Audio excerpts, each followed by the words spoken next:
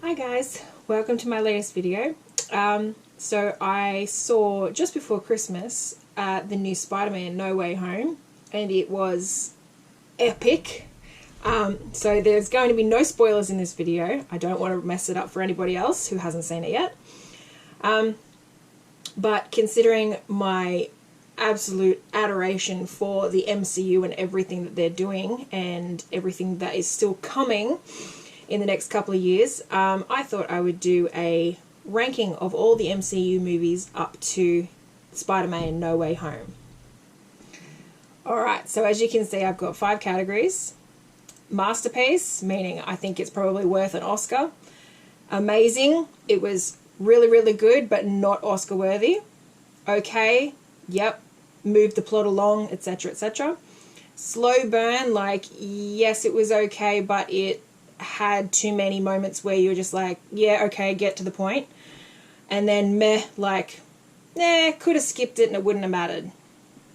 So, let's start with, what's the first one? Guardians of the Galaxy Volume 2. Now, I actually watched number 2 before I watched number 1. And felt like everybody else, I imagine, in love with the soundtrack.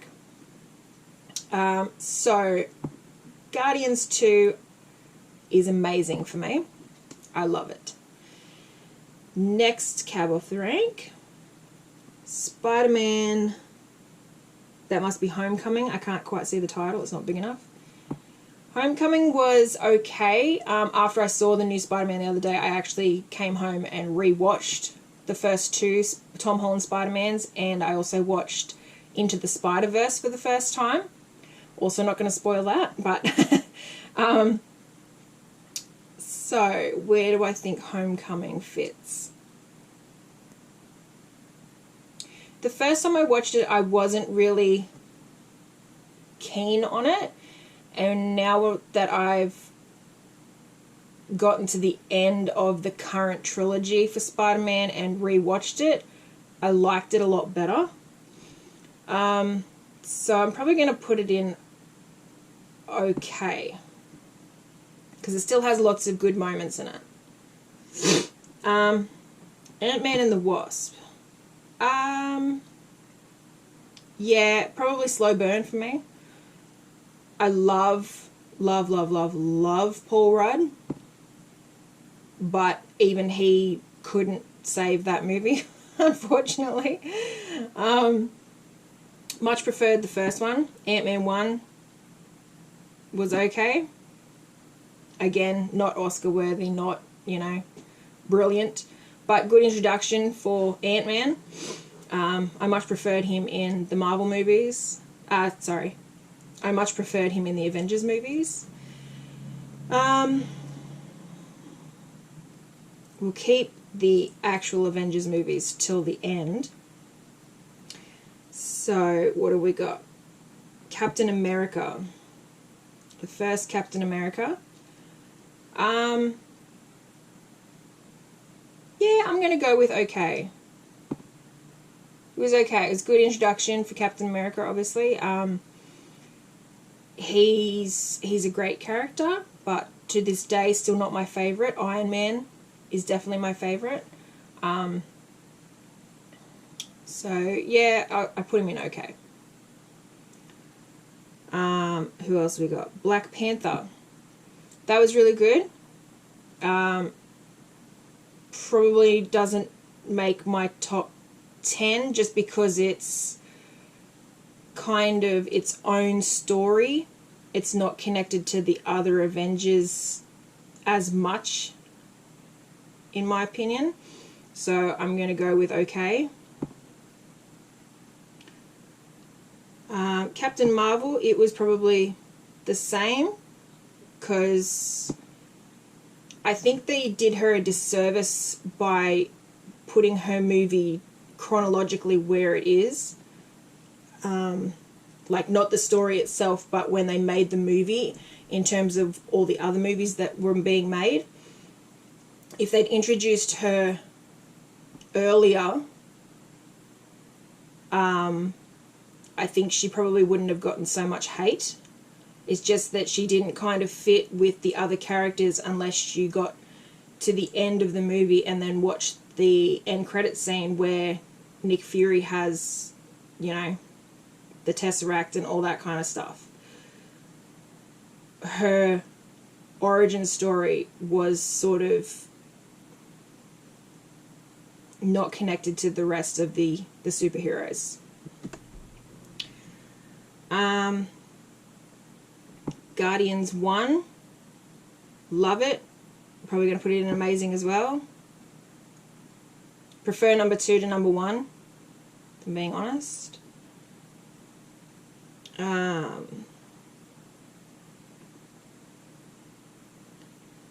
are we? Black Widow. Unfortunately, a bit of a slow burn for me. Didn't love it, which is unfortunate because I love Black Widow and I now love Yelena as well. But because Nat had already had basically her whole story told prior to them making that movie, it kind of felt like it was it felt a little bit lip service to the fans, like, you know, she deserved more, so here you go, we're going to give you her own movie.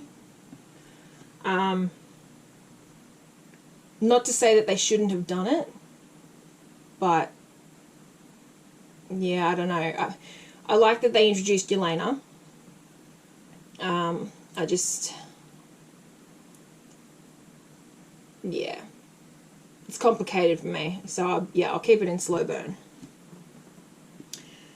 Shang Chi, loved it, thought it was great. It was very in keeping with the Asian movie industry, like in the way that it was filmed. It sort of hinted very hard for me back to like Crouching Tiger, Hidden Dragon, that type of thing, with the fighting styles and the magic and the nature and everything is just sort of interconnected. It had that feel to me. But it also had the modern take on it where you have Sean and Katie in San Francisco, you know, on the bus. that scene was epic. Also, the fact that they shot that movie in Australia is awesome. One of many Marvel movies that have been shot in Australia now. So yeah, I'm going to go with amazing. Where is Iron Man 1? I'm not seeing it. Oh yeah, there it is. Iron Man 1, okay. So obviously Iron Man started the whole ball rolling. First MCU movie that I saw. Fell in love with it. Fell more in love with Robert Downey Jr. So I'm going to put it in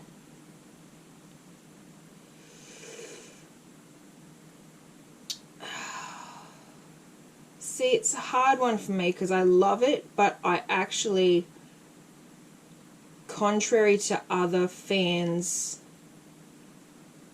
I actually prefer number 3 to number 2. So, yeah, I'm kind of on the fence whether it's okay or an amazing. We'll go with amazing because it was the first one. We'll throw it a bone. Whereas then we have Iron Man 2. Is that Iron Man 2? They're so small I can't see them.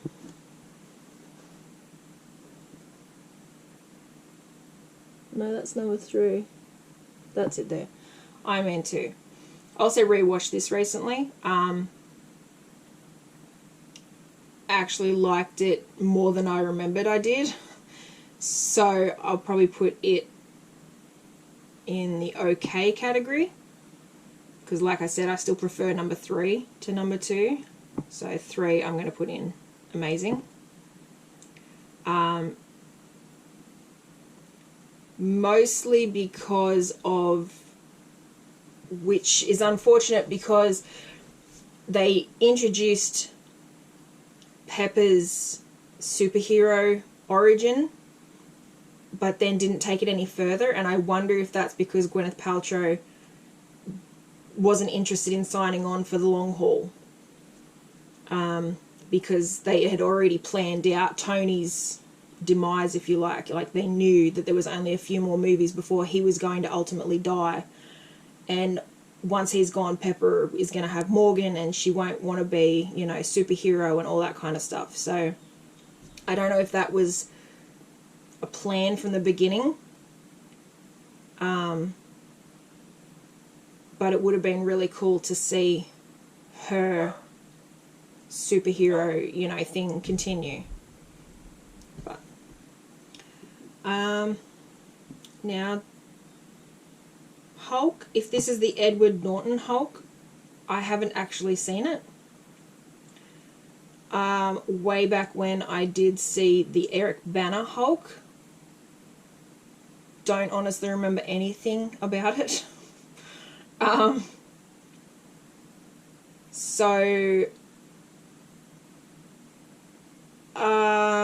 Considering they recast the Hulk, I'm inclined to say that not many people liked Edward Norton as the Hulk, and I have heard that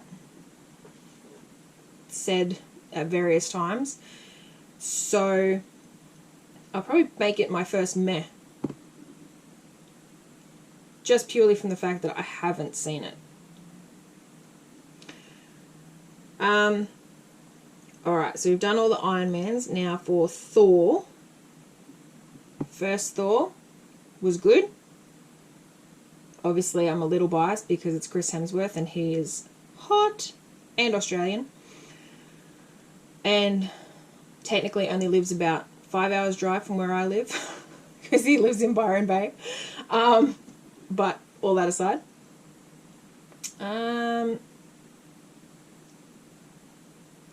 we'll go with okay, because not only is it introducing Thor and Loki and Jane and Heimdall and Odin and a whole cast of characters, but it's also, it's the origin story, so it had a lot of plot to establish, let's put it that way. So it's okay. It's not amazing, it's okay. Thor the Dark World, everybody hates on. I don't hate it.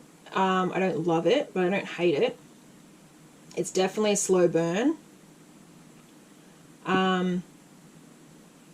And I found out after the fact that my cousin actually was involved in the film. He is in the art department. So once I found that out, I rewatched it and I waited all the way through the credits until I saw his name and then paused on it so that I could make sure he was actually listed. And he is. He designed some part of one of the ships that they fly around in. I can't remember which one now. It's been so long. But yeah, I thought that was really awesome. Then we have Thor Ragnarok. Now, when it first came out, I actually didn't like it that much because it was so different to all of the rest. And I get why it was now, because it was directed by Taika Waititi. It has his humor, it has his style. It also kind of loosened the reins on Chris Hemsworth a bit and let him be Chris Hemsworth, if you like.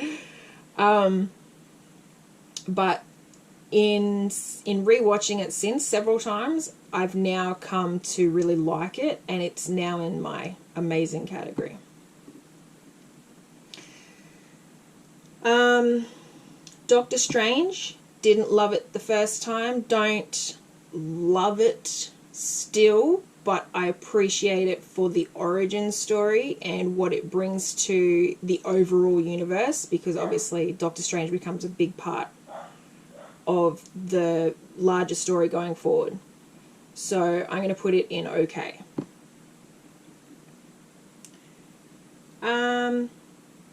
Then we have Captain America Winter Soldier, which introduces the Winter Soldier, obviously, Bucky Barnes, and also took us to Wakanda briefly in the credit scene.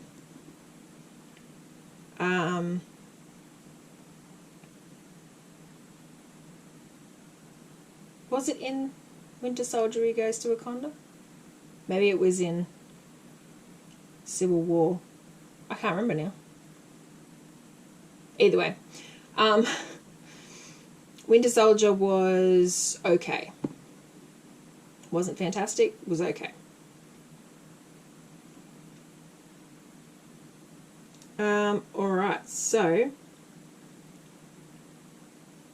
now we just have Spider-Man Far From Home, which started off a little slow, and then once the Mysterio thing gets into gear, it really picked up. And I love that the movie ended on the Peter Parker reveal, and then the new movie, No Way Home, started from that point. It was very, like, bookendish.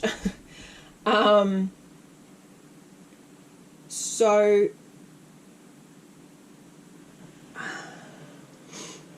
because it was slow burn at the start and it became amazing to the end, towards the end, I'm inclined to put it in okay. Yeah. And then we have the Eternals. I loved the Eternals. I have friends who didn't like it at all. But I really appreciated it because it was so far removed from all the other characters and everything else. It was a whole new cast of characters that we didn't know anything about, so you felt like you weren't missing anything. Like if you hadn't seen a previous movie, you didn't know part of their story. It was all laid out for you.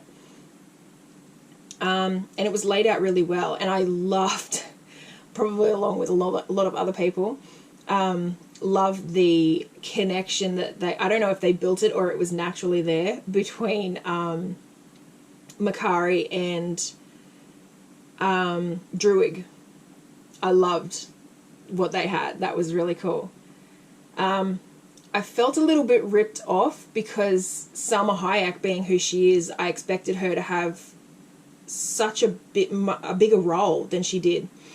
It kind of felt like they cheated her out of this massive big, MCU story arc like everybody else seems to have had, because they killed her off.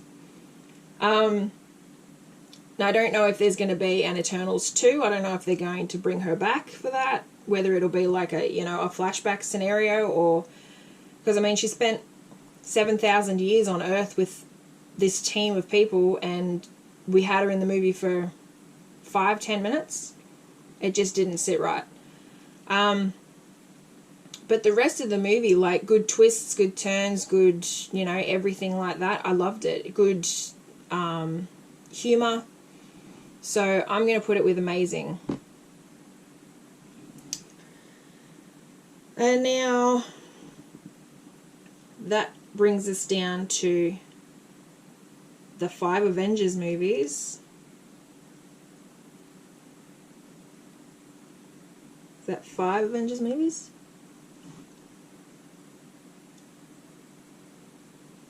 Yeah, but Avengers 1, 2, 3, 4,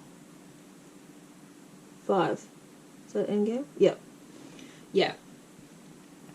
So we put Spider-Man No Way Home in first. Bam.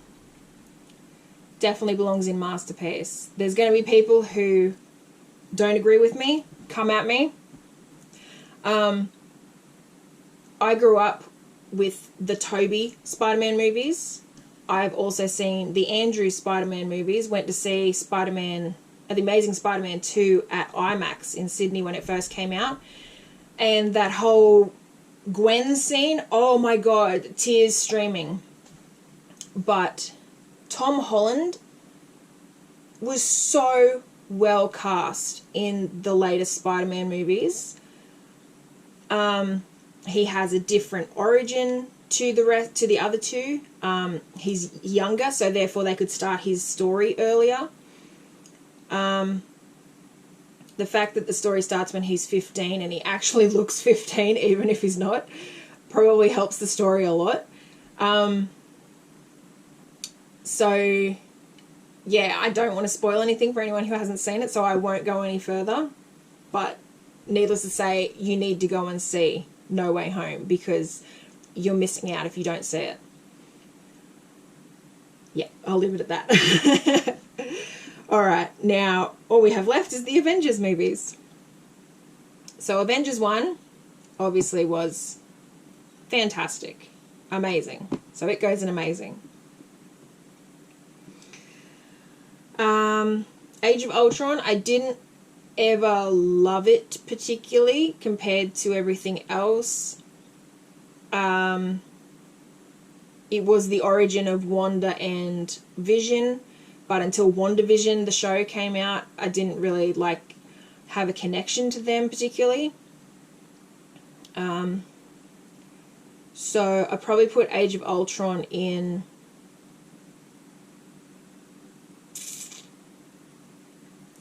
slow burn, because it is a little slow burny to me. Civil War, lots of action, lots of fighting, lots of blowing stuff up. Giant Paul Rudd, that was really cool. Lots of Ant-Man humor. So probably put Civil War in amazing, because it just had a lot of stuff going on.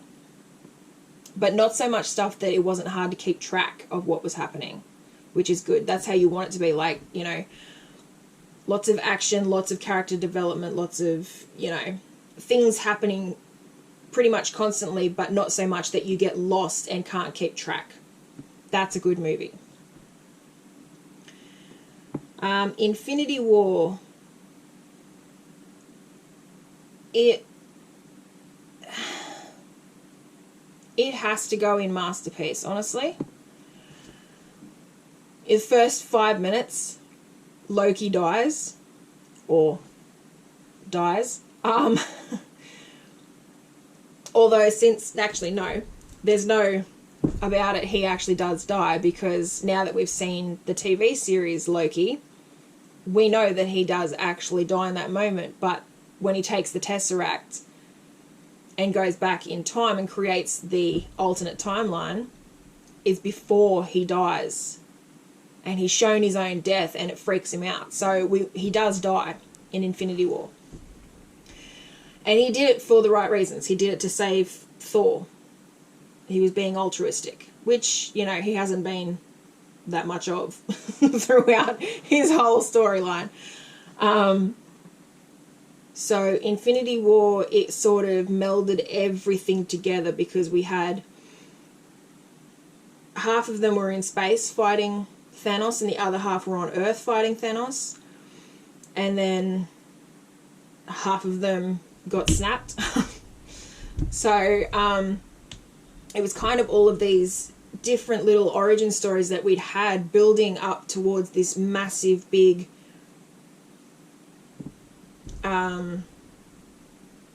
mesh, if you like. So, you had Iron Man and Nebula and Spider-Man and Doctor Strange and the Guardians all in space fighting Thanos. They lost. Thanos went to Wakanda, where you had the Wakandans, Captain America, Natasha, Wanda and Vision, Bucky, War Machine, and Thor turns up with Groot and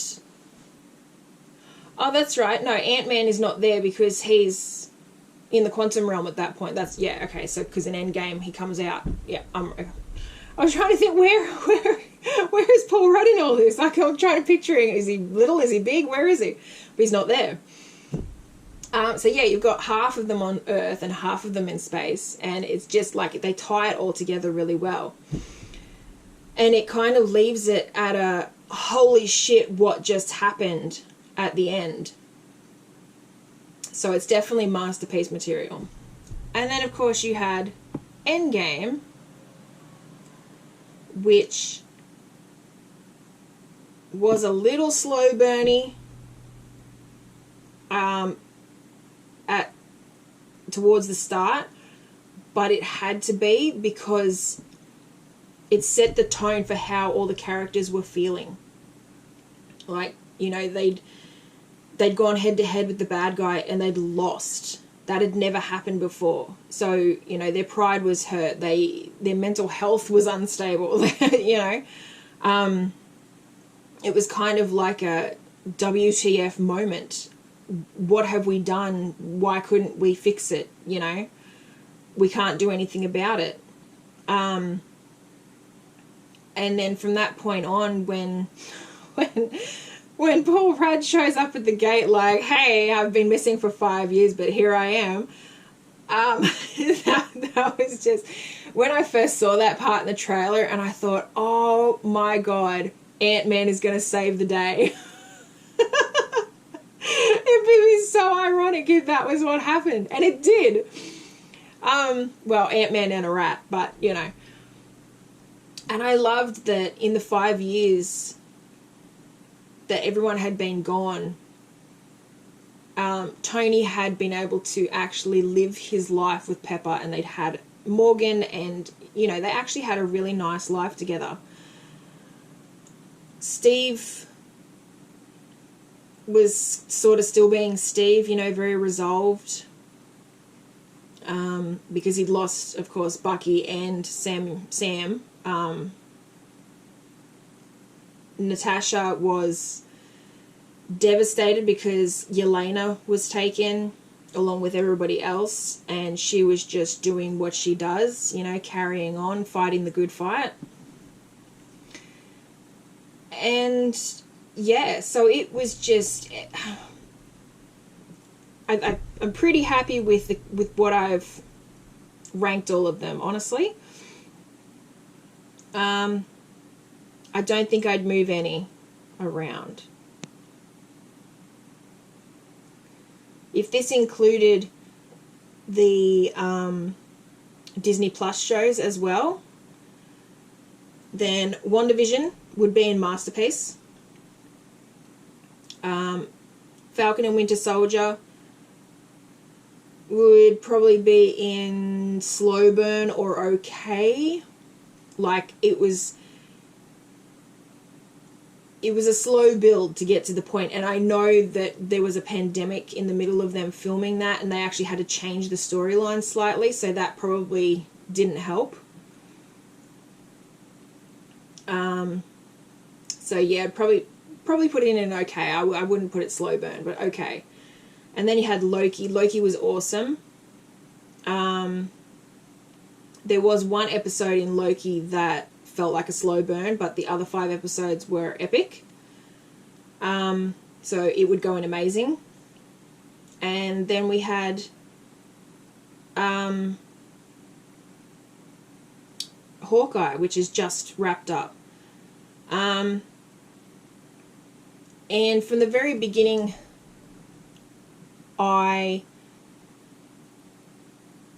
unlike all the movies, I've only started watching on YouTube, like, predictions and reviews and all that kind of stuff to do with Marvel, probably in the last 12 months or so, especially in the last 6 months.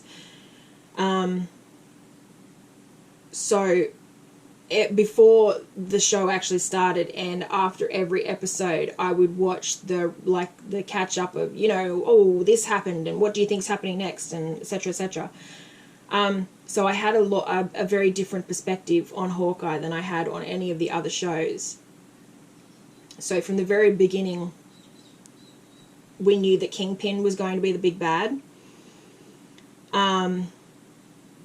We suspected that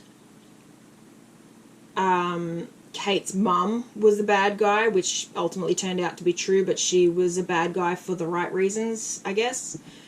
And Jack with his swords was just...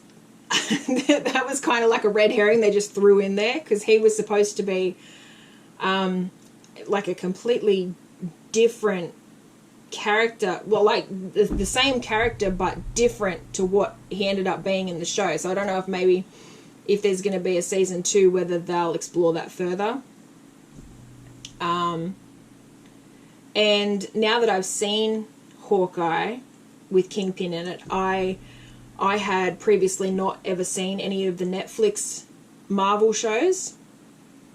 I've now added them to my wish list or my watch list on Netflix, so I will be watching them. So I've added Daredevil and I've added Jessica Jones and Punisher, I think. Because out of the 5 shows, they're the 3 that I've heard good things about. Like Matt Murdock is supposed to be Daredevil. You know, he embodies Daredevil, so I'm keen to watch that. Jessica Jones, my sister raved about. She loved that. And I know absolutely nothing about Jessica Jones, so I'd be going into that completely blind, which I don't know if that's a good thing or not. And the Punisher, I have seen the old Punisher movie with Thomas Jane and really liked it. So I don't know if the Netflix show is a completely different take on him. It's John Bernthal playing him, who always plays the bad guy usually in movies. If not the bad guy, like the really deep cut good guy, I guess, if you want to put it that way. So yeah, I'm keen to see which bits and pieces Marvel actually takes from the Netflix shows and uses in their stuff. Because I don't think they're going to use all of it. Like, they've used Matt Murdock and they've used Vincent D'Onofrio, and they're like sort of picking them up and placing them in the MCU out of Netflix. So the whole Netflix show is not canon, but bits and pieces of it will be. I also haven't seen the Venom movies,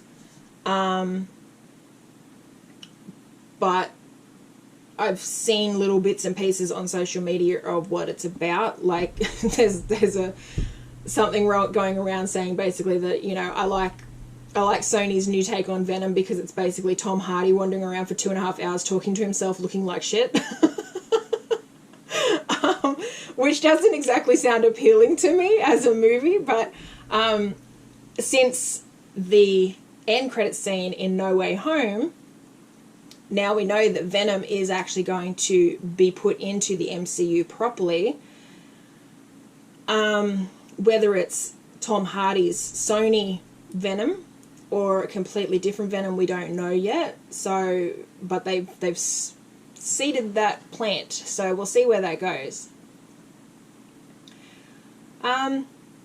So yeah, I am incredibly keen for what comes next, and we have Marvel's really been good to us this past 12 months, and they're going to be even better to us the next 12 months, because there's something coming in February, I can't remember what, and then in May we have Doctor Strange, the Multiverse of Madness, which is going to be, now that we've seen No Way Home, Multiverse of Madness has to be incredible. Otherwise, it's going to feel like a bit of a letdown after that. And then we've got all the other shows. Like, they're starting to introduce the Young Avengers now. So we've got Miss Marvel and Ironheart and